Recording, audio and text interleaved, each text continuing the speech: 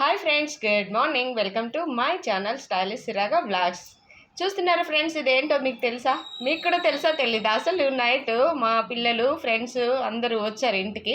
వచ్చినప్పుడు నేను ఇది చూపించాను అనమాట. ఇదేంటో చెప్పండి నాన్న అనేసి అడుగుతున్నాను. వాళ్ళ మమ్మీ వాళ్ళ డాడీ అందరూ ఉన్నారు. అప్పటికి నేను అడిగాను, ఇదేంటో చెప్పండి నాన్న అని. అంటే అసలు వాళ్ళకి తెలియట్లేదు. ఏంటి అసలు ఇది, అసలు చూస్తుంటేనే భయం వేస్తుంది అనేసి భయపడుతున్నారు. పురుగుల్లా ఉన్నాయి, అమ్మ నేను పట్టుకోలేకపోతున్నాను, చాలా భయంకరంగా ఉంది అని అన్నారు. అప్పుడు నేను చెప్పాను, నాన్న ఇది సొద్దకంకి అంటారు, స్వీట్ కార్న్ ఎలాగో ఇది కూడా అలాగే అనేసి నేను అన్నాను. అవునా, మరి ఇది ఏం చేస్తారు అని అడుగుతున్నారు. ఇంకా వాళ్ళకి నేను ఏం చెప్పాలి, వాళ్ళకి ఏం తెలుసు, తెలియదు కదా. సో తల్లిదండ్రులు పిల్లలకి ఎక్కడైనా సరే ఎప్పుడైనా సరే బయటికి తీసుకెళ్తున్నప్పుడు ఎక్కడైనా ఏవైనా పంట పొలాలు కనిపిస్తే ఇది మిరప తోట ఇలా ఉంటుంది, పత్తి తోట ఇలా ఉంటుంది, జొన్న తోట ఇలా ఉంటుంది అనేసి చూపించాలి. అంటే వాళ్ళకి సొద్దకంకి ఎలా ఉంటుందో కూడా తెలియదు. సో నేను చూపించి చాలా హ్యాపీగా ఫీల్ అయ్యాను.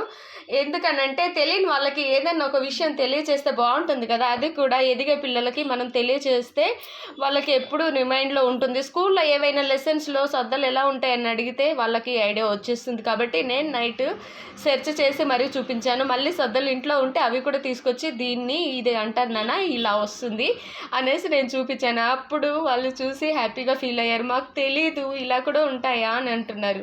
సో సిటీలో ఉండే పిల్లలకి ఏమీ తెలియదు కాబట్టి సో మీరు ఎప్పుడైనా బయటికి టూర్స్ వాళ్ళు ఇటు తీసుకెళ్తున్నప్పుడు ఖచ్చితంగా ఎక్కడైనా పంట పొలాలు కనిపిస్తే వాళ్ళకి చూపించండి, వాళ్ళకి నేర్పించండి, అప్పుడు తెలుస్తాయి అన్నమాట. మా పిల్లలైతే చాలా హ్యాపీగా ఫీల్ అయిపోయారు ఈ సొద్దకంకిని చూసి.